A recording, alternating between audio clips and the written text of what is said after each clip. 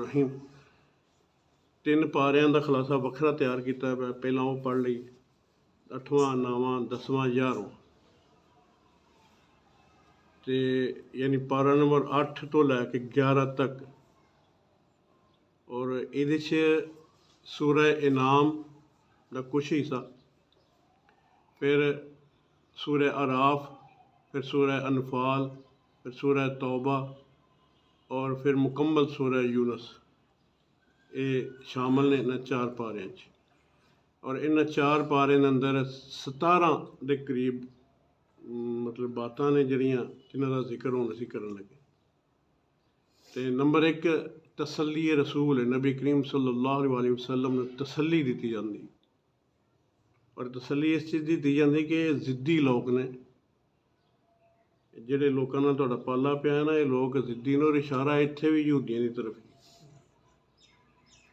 ਕਿ ਇਹ ਲੋਕ ਬਹੁਤ ਜ਼ਿੱਦੀ ਨੇ, ਮੌਜਜ਼ਾਤ ਦਾ ਮੁਤਾਲਿਆ ਇਹ ਕਰਦੇ ਰਹਿੰਦੇ ਨੇ।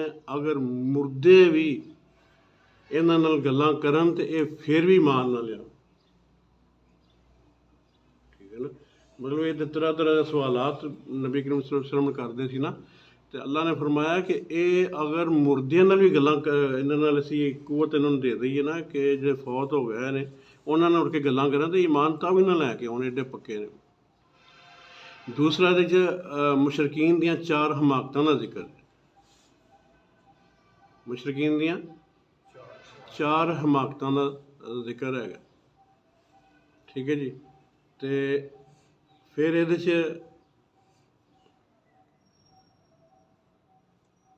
उन्होंने हमाकतां जो एक हमाकत ये सी कि जिहड़े चौपाए ने, जिहड़े जानवर ने, जिस तरह गां है, मझ है, जिन्हां दे 4 लत्तां ने, ते चौपाए जिहड़े ने इन्हां दा इन्हां च आंदा नहीं अल्लाह दा हिस्सा ते शुरका दा हिस्सा, जिहड़े उन्हां दे अपने ने ना बड़े बड़े मतलब मौलवी टाइप लोग, यहूदियां दे जिहड़े आलम टाइप लोग ने, या पादरी कह दें, हाँ पादरी टाइप लोग जिहड़े ने, इन्हें इहदे च अल्लाह दा भी हिस्सा है, इन्हों का भी हिस्सा। यानी वो चौपायां अंदर भी हिस्सों नूं तकसीम करते हैं पे अल्लाह का हिस्सा तो नाल इहदे च ना अल्लाह का हिस्से दे नाल साडा भी हिस्सा, यानी पादरियां का हिस्सा। यानी एक तो ये हमाकत बयान की जा रही।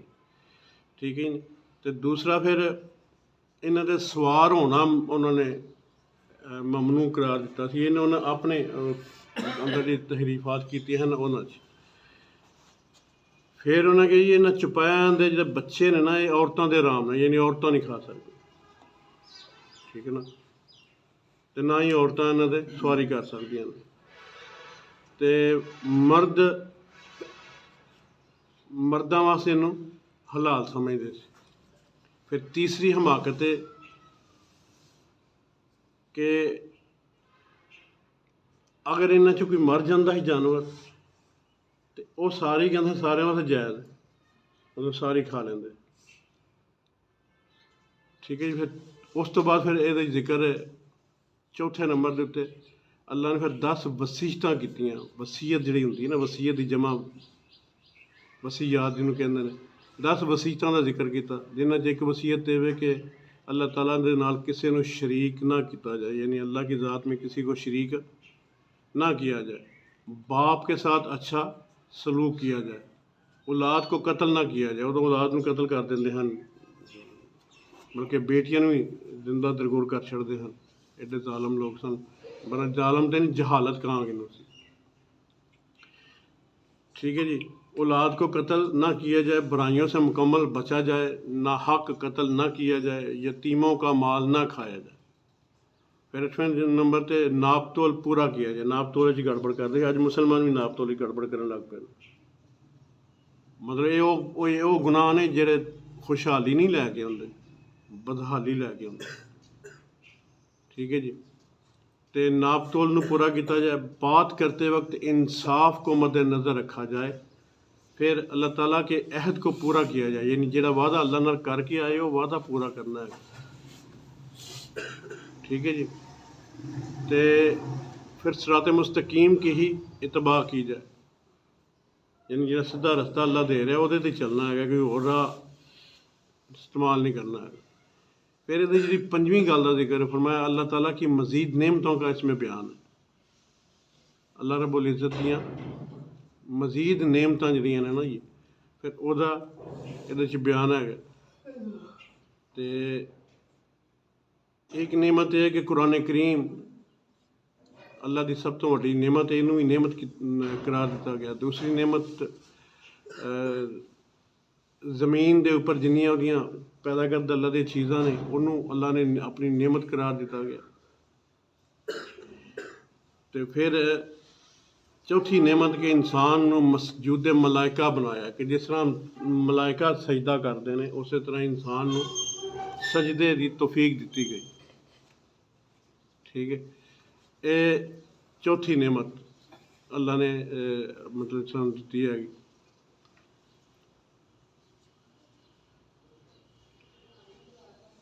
ਅੱਛਾ, ਫਿਰ ਉਸ ਤੋਂ ਬਾਅਦ ਅੱਲਾਹ ਤਾਲਾ ਕੀ ਕੁਦਰਤ ਕੇ ਦਲਾਇਲ, ਯਾਨੀ ਇਸ ਤੋਂ ਬਾਅਦ ਫਿਰ ਇਹਦੇ 'ਚ ਅੱਲਾ ਦੀਆਂ ਕੁਦਰਤਾਂ ਜਿਹੜੀਆਂ ਨਾ ਜੀ, ਉਹਨਾਂ ਦੇ ਦਲਾਇਲ ਦੇ ਨਾਲ ਉਹਦਾ ਜ਼ਿਕਰ ਹੈਗਾ। ਫਿਰ 5 ਕੌਮੋਂ ਕੇ ਕਿੱਸੇ, ਯਾਨੀ 5 ਕੌਮਾਂ ਨੇ ਜਿਨ੍ਹਾਂ ਦੇ ਵਾਕਿਆਤ ਬਿਆਨ ਹੋਏ, ਜਿਨ੍ਹਾਂ 'ਚ ਹਜ਼ਰਤ ਆਦ अलैहिस्सलाम ਦੀ, हज़रत समूद अलैहिस्सलाम, हज़रत लूत अलैहिस्सलाम ਅਤੇ कौम शुएब, ਇਹਨਾਂ ਦੇ ਵਾਕਿਆਤ ਸ਼ਾਮਲ ਨੇ। ठीक है जी। जिस तरह तसल्ली रसूल सल्लल्लाहु अलैहि वसल्लम, फिर अच्छों और बुरों के अंजाम बताना, ये शामिल। अल्लाह ताला के यहाँ देर है, अंधेर नहीं, फिर इसका जिक्र है।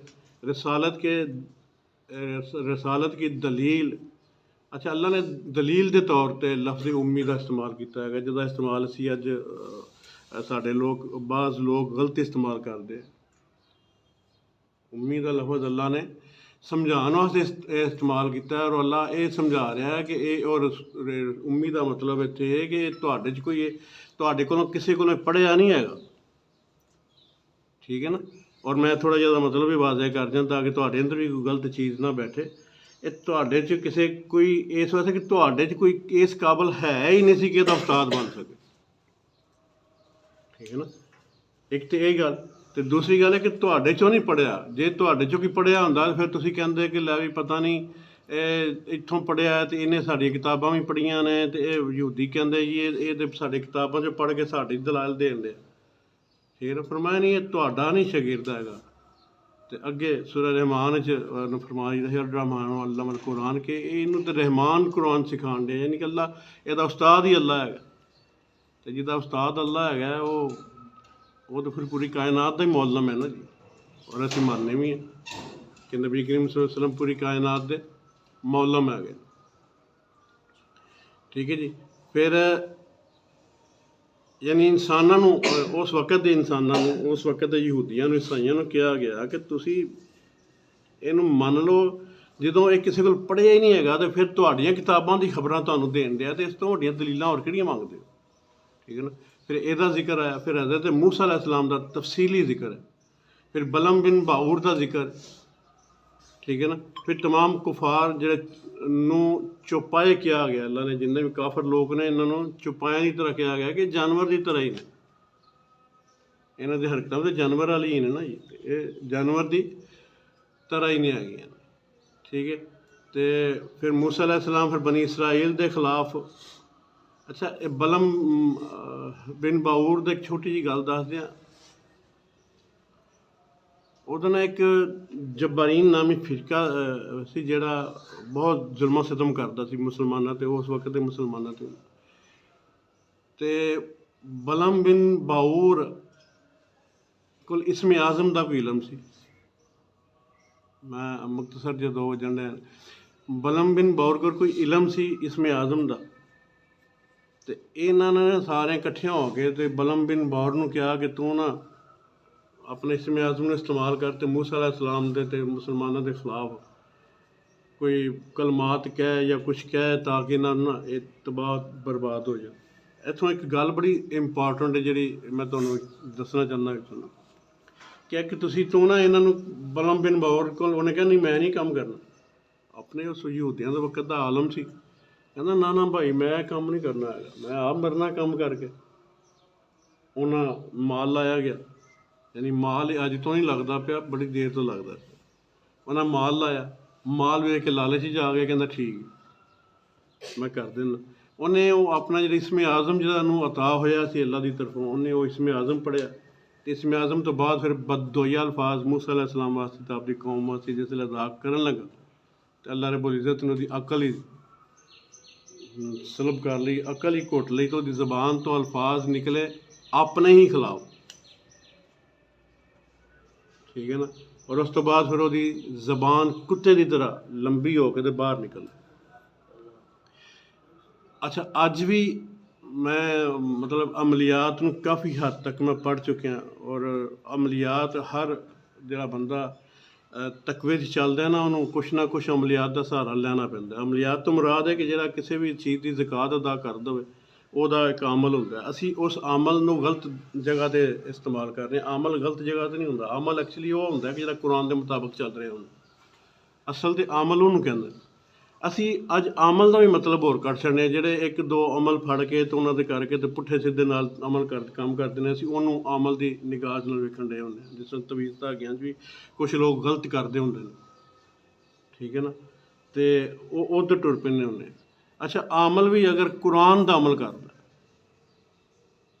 ये मतलब अजमाइया गल्लां दस्सण दियां और देखिए गल्लां। अगर कोई बंदा सूरह यासीन का अमल है, तरतीब कुरान की तो वो जो दूजे टोने शोने होंगे ने उन्होंने एक ही होंगी है। वो तो ये नहीं पता लगता। अगर बंदा एक आयतल कुर्सी पढ़ के एक निब्बू के उत्ते या किसी शायद सूई चबाउंदा, वो ठीक है, गलत नहीं करता। ठीक है ना। वो नीयत के अंदर की है ये वो अल्लाह बेहतर जान रहा। लेकिन अगर वो कुफरिया कलमा पढ़ गए तो फिर कोई सूई चबाउंदा तो फिर वो सीधा सीधा कुफर करता। ठीक है ना। पढ़ना कुरान ही है तो वो तसीर लैनी। कुरान की तसीर दातां ते भी होंदी है। चांदी की तसीर कुछ होर है, लोहे की तसीर कुछ होर है, निब्बू की तसीर कुछ होर है, सेब की तसीर कुछ होर है, पानी की तसीर कुछ होर। ठीक है ना। जिन्होंने तसीरां का पता है ना कि कित्थे कित्थे कुरान की किहड़ी आयत की किहड़ी तसीर हैगी, वो फिर उसके मुताबिक चीज़ नूं इस्तेमाल कर रहे होंगे।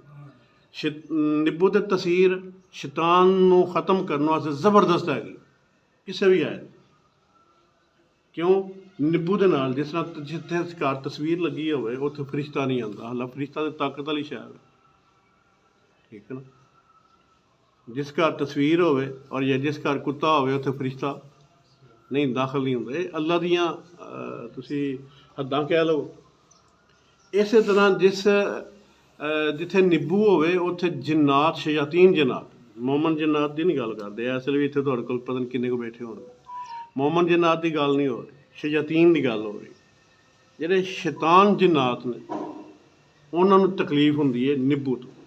जो निब्बू तो तकलीफ हुंदी है तो अगर तुसीं निब्बू पढ़ के दे छड़ दो जा साड़ छड़, ਉਹਦੇ ਉੱਤੇ जिन्ने बद असरात होंगे ना शैतान के खत्म हो जाते हैं। सिर्फ इन्ने अमल का, क्योंकि तकवीयत मिलती है। एक तो कुरान की आयत पढ़ी होंगी, दूसरा निब्बू नाल वैसे एलर्जी होंगी उन्होंने। ठीक है ना। इस तरह बलम बिन बाउर ने अगे कलमात बददुआया के अल्लाह रब्बुल इज़्ज़त ने ਉਹਦੀ ਜ਼ਬਾਨ ਨੂੰ ਸਲਬ ਕਰ ਲਿੱਤਾ। ਉਹਦੇ ਕੋਲੋਂ ਉਹ ਅਲਫਾਜ਼ ਨਿਕਲੇ ਜਿਹੜੇ ਉਹਦੇ ਆਪਣੇ ਹੀ ਖਿਲਾਫ ਸਨ ਜਾਂ ਆਪਣੇ ਹਵਾਰੀਆਂ ਦੇ ਖਿਲਾਫ ਸਨ। ਔਰ ਫਿਰ ਉਹਦਾ ਰਿਜ਼ਲਟ ਇਹ ਹੋਇਆ ਕਿ ਉਹਦੀ ਆਪਣੀ ਜ਼ਬਾਨ ਕੁੱਤੇ ਦੀ ਤਰ੍ਹਾਂ ਬਾਹਰ ਨਿਕਲ ਆਈ। ਅੱਜ ਵੀ अगर कि कुरान की आयत पढ़ के या कुरान का कोई अमल करके किसी के खिलाफ या गलत करता है, किसी ने नजायज़ करता है, तो उन्होंने वो अमल उल्टा वो आ पैंदा है। इस वास्ते जिहड़े मोमन मुसलमान ने वो कुरान की आयत या कुरान के नाल किसी के खिलाफ कोई लफ्ज़ या कोई बददुआया लफ्ज़ भी इस्तेमाल नहीं करते। तुसीं औलिया कराम की पूरी हिस्ट्री उठा के देख लो। वलियां ने किन्नी तकलीफ़ां उठाइयां, सहाबा किराम ने किन्नी तकलीफ़ां उठाइयां, लेकिन बददुआया अल्फाज उन्होंने अपनी ज़बान तो नहीं आखे। तकलीफ़ां सह लियां। ठीक है ना। तो लेकिन उन्होंने नहीं आखे। तो अल्लाह रब्बुल इज़्ज़त सानूं ही महफूज फरमाए इन्हां अल्फाजां तो। अच्छा, फिर उस तो बाद ये फिर जिक्र है मस्जिद दरार का। ठीक है। मस्जिद मतलब मैं तो तफसील तो नहीं जावांगा क्योंकि ये फिर कई जमातां इहदी ज़द च आ जाएंगी। मस्जिद दरार बनाई इन्हां लोगों ने, मस्जिद बनाई मुनाफिकीन ने। ठीक है ना। मकसद उन्होंने कुछ होर सी। उन्होंने कहा नबी करीम सल्लल्लाहु अलैहि वसल्लम अगर मस्जिद आ गए तो साड़ी मस्जिद आबाद हो जाए। अज भी कहते ना किसी जगह तो कोई नेक बंदे ने बुला लो यार, बरकत के नाल साड़ा यह काम भी हो जाएगा। ठीक है ना। उन्होंने पता है कि नबी करीम सल्लल्लाहु अलैहि वसल्लम की बरकतों का तो मजमू है, ਸਾਰੀਆਂ ਬਰਕਤਾਂ ਹੀ ਇੱਥੋਂ ਫੁੱਟਦੀਆਂ ਨੇ। ਤਾਂ ਉਹਨੇ ਕਿਹਾ ਇਹਨਾਂ ਨੂੰ ਇੱਕ ਵਾਰੀ ਬੁਲਾ ਲਵੋ। ਉਹਨੇ ਕਿਸੇ ਤਰੀਕੇ ਨਾਲ ਬੁਲਾਇਆ ਤਾਂ ਅੱਲਾ ਰੱਬੁਲ ਇੱਜ਼ਤ ਨੇ ਮਨਾ ਫਰਮਾਇਆ। ਉਹਨੇ ਕਿਹਾ ਤੂੰ ਇਸ ਮਸਜਿਦ 'ਤੇ ਜਾ ਕੇ ਖਲੋਣਾ ਵੀ ਨਹੀਂ ਹੈਗਾ, ਠੀਕ ਹੈ ਨਾ। ਅੱਲਾ ਆਪਣੇ ਨਬੀ ਦੇ ਨਾਲ ਜਿਸ ਤਰ੍ਹਾਂ ਮਰਜ਼ੀ ਗੱਲ ਕਰੇ ਉਹ ਕਰ ਸਕਦਾ। ਉਹਦਾ ਮਤਲਬ ਇਹ ਨਹੀਂ ਕਿ ਅਸੀਂ ਉਹ ਨਬੀ ਦੇ ਨਾਲ ਉਸੇ ਤਰ੍ਹਾਂ ਗੱਲ ਕਰੀਏ, ਨਹੀਂ। ਅੱਲਾ ਆਪਣੇ ਨਬੀ ਦਾ ਹਾਕਮ ਹੈ, ਸਾਡਾ ਵੀ ਹਾਕਮ ਹੈ, ਲੇਕਿਨ ਉਹ ਆਪਣੇ ਨਬੀ ਨੂੰ ਝਿੜਕ ਵੀ ਸਕਦਾ, ਆਪਣੇ ਨਬੀ ਨਾਲ ਪਿਆਰ ਨਾਲ ਵੀ ਗੱਲ ਕਰ ਸਕਦਾ। ਅਗਰ 100 ਵਾਰੀ ਪਿਆਰ ਨਾਲ ਗੱਲ ਕਰਦਾ ਤਾਂ ਇੱਕ ਵਾਰੀ ਕਿਸੇ ਜਗ੍ਹਾ 'ਤੇ ਝਿੜਕ ਛੱਡਿਆ ਤਾਂ ਅਸੀਂ ਉਸ ਝਿੜਕ ਨੂੰ ਸਾਹਮਣੇ ਲੈ ਲਈਏ, ਤੇ ਇਹ ਤਾਂ ਗੱਲ ਨਹੀਂ ਨਾ ਠੀਕ ਹੈ, ਠੀਕ ਹੈ ਨਾ। ਉਹ ਜਿਹੜਾ 100 ਵਾਰੀ ਉਹਨੇ ਆਪਣੇ ਨਬੀ ਦੀ ਫੇਵਰ 'ਚ ਗੱਲ ਕੀਤੀ ਉਹ ਠੀਕ ਹੈ ਜੀ। ਅਤੇ ਫਰਮਾਇਆ ਤੂੰ ਉਸ ਮਸਜਿਦ 'ਚ ਖਲੋਣਾ ਵੀ ਨਹੀਂ ਹੈਗਾ, ਬਲਕਿ ਉਸ ਮਸਜਿਦ ਨੂੰ ਹੁਕਮ ਦੇ ਦਿੱਤਾ ਕਿ ਜਲਾ ਦਿੱਤਾ ਜਾਏ, ਕਿਉਂਕਿ ਇਹ ਤਕਵੇ ਦੇ ਕਾਇਮ ਨਹੀਂ ਹੈਗੀ।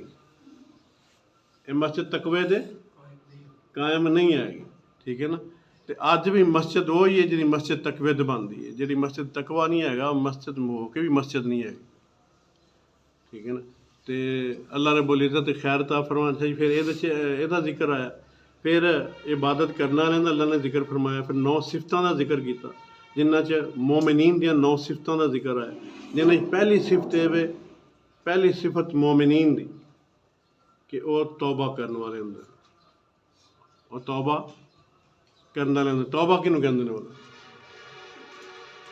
ਤੌਬਾ ਕਹਿੰਦੇ ਨੇ ਅੱਲਾ ਦੀ ਤਰਫ ਰਜੂ ਕਰਨਾ, ਆਪਣੇ ਗੁਨਾਹਾਂ ਦੀ ਮਾफ़ੀ ਦੇ ਨਾਲ ਆਪਣੇ ਰੱਬ ਦੀ ਤਰਫ ਰਜੂ ਕਰਨਾ। ਔਰ ਦੂਸਰੇ ਲਫ਼ਜ਼ਾਂ 'ਚ, ਆਸਾਨ ਲਫ਼ਜ਼ਾਂ 'ਚ ਤੁਸੀਂ ਇਸ ਤਰ੍ਹਾਂ ਕਹਿ ਲਓ ਕਿ ਅਗਰ ਕੋਈ ਗਲਤੀ ਕੁਤਾਹੀ ਗੁਨਾਹ ਤੇ ਅਸੀਂ ਕੀਤੇ ਹੀ ਹੁੰਦੇ ਨੇ। ਸਾਡੀਆਂ ਤਾਂ ਨਮਾਜ਼ਾਂ ਵੀ ਗੁਨਾਹ ਦੀ ਤਰ੍ਹਾਂ ਹੀ। ਅਗਰ ਯੂਨਸ अलैहिस्सलाम ਕਹਿ ਸਕਦੇ ਨੇ ਲਾ ਇਲਾਹਾ ਇल्ला अंत सुबहानक इन्नी कुन्तु मिनज़ ज़ालिमीन, ਹਾਲਾਂਕਿ ਸਾਡਾ ਈਮਾਨ ਹੈ ਅੱਲਾ ਦਾ ਨਬੀ, ਅੱਲਾ ਦਾ ਪੈਗੰਬਰ, ਅੱਲਾ ਦਾ ਰਸੂਲ ਮਾਸੂਮ ਹੁੰਦਾ ਹੈ। ਔਰ ਇਹ ਮਾਸੂਮ ਲਫ਼ਜ਼ ਵੀ ਕਿਸੇ ਵਾਸਤੇ ਇਸਤੇਮਾਲ ਕਰਨਾ ਨਹੀਂ ਚਾਹੀਦਾ।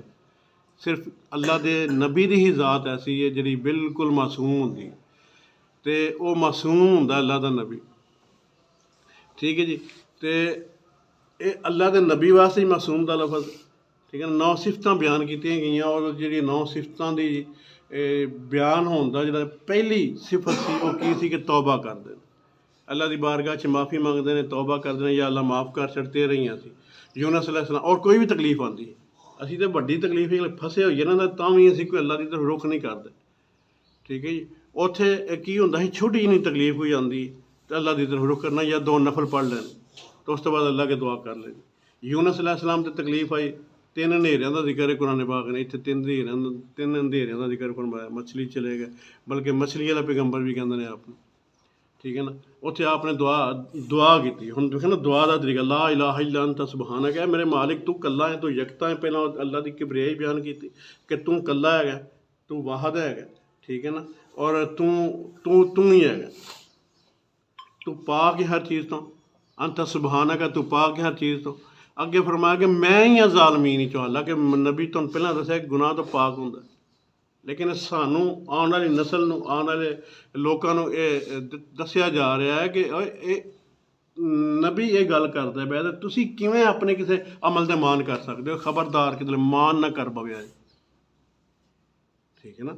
ਆਪਣੇ ਕਿਸੇ ਅਮਲ 'ਤੇ ਮਾਨ ਨਾ ਕਰਿਆ ਜੇ, ਬਲਕਿ ਆਪਣੇ ਅਮਲ ਨੂੰ ਵੀ ਇੰਨਾ ਕੁ ਹਲਕਾ ਜਾਣੋ ਕਿ ਮਾਲਾ ਅਸੀਂ ਤਾਂ ਕਮਾ ਹੁੱਕਾ ਤੇਰੀ ਤਾਰੀਫ ਵੀ ਨਹੀਂ ਕਰ ਸਕਦੇ। ਜਿਸ ਤਰ੍ਹਾਂ ਤੇਰੀ ਤਾਰੀਫ ਕਰਨੀ ਚਾਹੀਦੀ ਅਸੀਂ ਤਾਂ ਉਸ ਤਰ੍ਹਾਂ ਤੇਰੀ ਤਾਰੀਫ ਵੀ ਨਹੀਂ ਕਰ ਸਕਦੇ। ਤੇ ਬਾਰੀ ਤਾਲਾ ਤੇਰੀ ਮਿਹਰਬਾਨੀ ਸਾਨੂੰ ਮਾਫੀ ਅਤਾ ਫਰਮਾ। ਯਾਨੀ ਤੌਬਾ ਕਰਨ ਵਾਲੇ ਮੋਮਨੀਨ ਦੀ ਪਹਿਲੀ ਸਿਫਤ, ਔਰ ਇਹ ਸਿਫਤ ਤੁਸੀਂ ਇੱਥੋਂ ਲੈ ਕੇ ਉੱਠਣੀ ਹੈ। ਕਿੱਧਰੇ ਗਲਤੀ ਕੁਤਾਹੀ ਹੋ ਜਾਏ ਤੇ ਤੁਸੀਂ ਪਹਿਲਾ ਕੰਮ ਜਿਹੜਾ ਕਰਨਾ ਨਾ, ਨੇਕੀ ਕਰਨੀ, ਕੋਈ ਨਾ ਕੋਈ ਨੇਕੀ ਕਰਕੇ ਸਦਕਾ ਕੱਢ ਦਿਓ ਆਪਣੀ ਤੌਫੀਕ ਦੇ ਮੁਤਾਬਕ।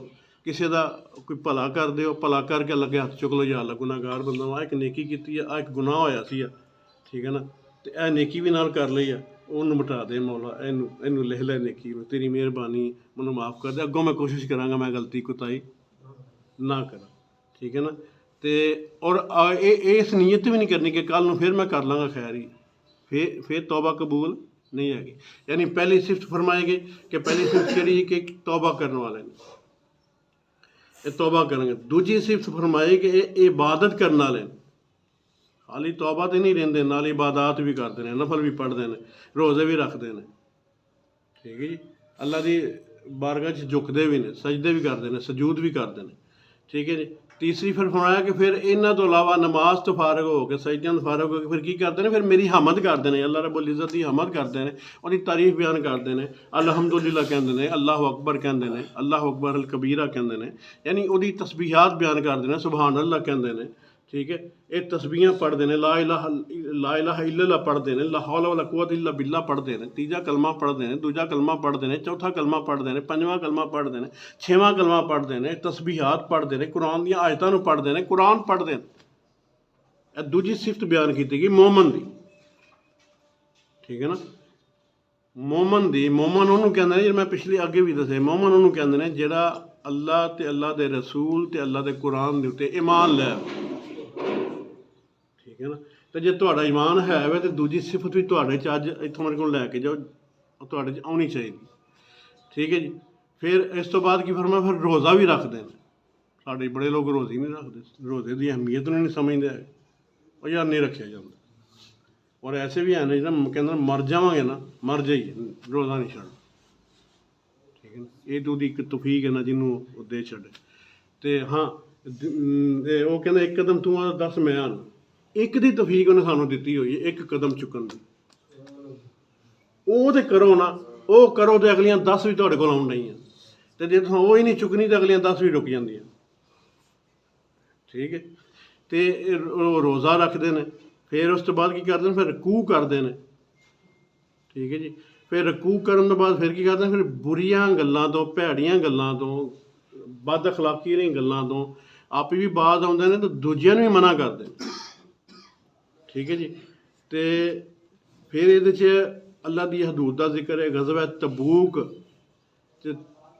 ਦੇ ਅੰਦਰ 3 ਸਹਾਬਾ ਦਾ ਜ਼ਿਕਰ ਹੈ ਜਿਹੜੇ ਸ਼ਾਮਲ ਨਹੀਂ ਸੀ ਹੋ ਸਕੇ। ਠੀਕ ਹੈ ਜੀ, 3 ਸਹਾਬਾ ਇਕਰਾਮ ਦਾ ਗਜ਼ਵਾ ਤਬੂਕ 'ਚ ਜ਼ਿਕਰ ਹੈ ਜਿਹੜੇ ਸ਼ਾਮਲ ਨਹੀਂ ਸੀ ਹੋ ਸਕੇ। ਔਰ ਉਹਦੇ ਪਹਿਲੇ ਨੰਬਰ 'ਤੇ ਹਜ਼ਰਤ ਕਾਬ ਬਿਨ ਮਾਲਕ ਦਾ ਜ਼ਿਕਰ ਹੈ। ਫਿਰ ਦੂਸਰੇ ਨੰਬਰ 'ਤੇ ਹਜ਼ਰਤ ਹਲਾਲ ਬਿਨ ਅਮਈਆ ਦਾ ਜ਼ਿਕਰ ਹੈ। ਫਿਰ ਤੀਸਰੇ ਨੰਬਰ 'ਤੇ ਹਜ਼ਰਤ ਮਰਾਰਾ ਬਿਨ ਰਬੀ ਦਾ ਜ਼ਿਕਰ ਹੈ। ਠੀਕ ਹੈ ਨਾ, ਔਰ ਇਹਨਾਂ ਤਿੰਨਾਂ ਦੇ ਨਾਲ 50 ਦਿਨ ਦਾ ਬਾਈਕਾਟ ਕੀਤਾ ਗਿਆ ਸੀ। ਨਬੀ ਕਰੀਮ ਸੱਲੱਲਾਹੁ ਅਲੈਹਿ ਵਸੱਲਮ ਨੇ ਸਿਰਫ ਜਹਾਦ ਵਿੱਚ, ਉਸ ਗਜ਼ਵਾ ਤਬੂਕ ਵਿੱਚ ਸ਼ਾਮਲ ਨਾ ਹੋ ਸਕਣ ਦੀ ਵਜ੍ਹਾ ਦੇ ਨਾਲ, ਮੁਨਾਫਿਕ ਨਹੀਂ ਸਨ, ਸੱਚੇ ਪੱਕੇ ਸੁੱਚੇ ਸਹਾਬੀ ਸਨ, ਲੇਕਿਨ ਫਿਰ ਵੀ 50 ਦਿਨ ਦਾ ਬਾਈਕਾਟ ਕੀਤਾ ਗਿਆ ਸੀ ਕਿ ਤੁਸੀਂ ਕਿਉਂ ਨਹੀਂ ਗਏ। ਅਤੇ ਬਾਅਦ ਵਿੱਚ ਮੇਰੇ ਅੱਲਾ ਨੇ ਤੌਬਾ ਵੀ ਕਬੂਲ ਫਰਮਾ ਲਿੱਤੀ। ਠੀਕ ਹੈ, ਅਤੇ ਇਹ ਇੱਕ ਤੇ ਜ਼ਿਕਰ ਹੈ। ਫਿਰ ਉਸ ਤੋਂ ਬਾਅਦ ਹਜ਼ਰਤ ਯੂਨਸ ਅਲੈਹਿ ਸਲਾਮ ਦਾ ਮੁਕੰਮਲ ਜ਼ਿਕਰ ਹੈ। ਫਿਰ ਹਜ਼ਰਤ ਇਹਦਾ ਅੱਲਾ ਦੇ ਚੰਦ ਇਸਮ ਨੇ ਜਿਨ੍ਹਾਂ ਦਾ ਜ਼ਿਕਰ ਹੈ, ਜਿਹਦੇ 'ਚ ਰਜ਼ਾਕ, ਮਾਲਿਕ, ਖਾਲਕ, ਇਹਨਾਂ ਅਸਮਾਂ ਦਾ ਜ਼ਿਕਰ ਹੈ। ਫਿਰ ਹਜ਼ਰਤ ਨੂਹ ਅਲੈਹਿ ਸਲਾਮ, ਹਜ਼ਰਤ ਮੂਸਾ ਅਲੈਹਿ ਸਲਾਮ ਦੇ ਕਿੱਸੇ ਦਾ ਜ਼ਿਕਰ ਹੈ। ਫਿਰ ਹਜ਼ਰਤ ਹਾरून ਅਲੈਹਿ ਸਲਾਮ ਦਾ ਕਿੱਸਾ, ਇਹਦਾ ਜ਼ਿਕਰ ਹੈ। ਫਿਰ ਮੂਸਾ ਅਲੈਹਿ ਸਲਾਮ का पूरा वाक़या ਉਹਦਾ ਜ਼ਿਕਰ ਹੈ। ਫਿਰ ਯੂਨਸ ਅਲੈਹਿ ਸਲਾਮ के वाक़या ਦੇ 2 ਰੁਖਾਂ ਦਾ ਜ਼ਿਕਰ ਹੈ ਕਿ ਅੱਲਾ ਦੇ ਫਜ਼ਲ ਦੇ ਨਾਲ ਇਹਨਾਂ 4 ਪਾਰਾਂ ਦੇ ਅੰਦਰ ਜੋ ਕੁਛ ਵੀ ਇਹ ਮੋਟੀਆਂ ਚੀਜ਼ਾਂ ਹੈ ਸਨ, ਉਹ ਤੁਹਾਨੂੰ ਦੱਸ ਦਿੱਤੀਆਂ ਗਈਆਂ। ਯਾਨੀ ਸਾਡੇ 11 ਪਾਰੇ ਤੱਕ ਦੀ ਜਿਹੜੀ ਖੁਲਾਸਾ ਸੀ ਉਹ ਐਸੇ ਅਸੀਂ ਮੁਕੰਮਲ ਕਰ ਲਿੱਤਾ ਗਿਆ।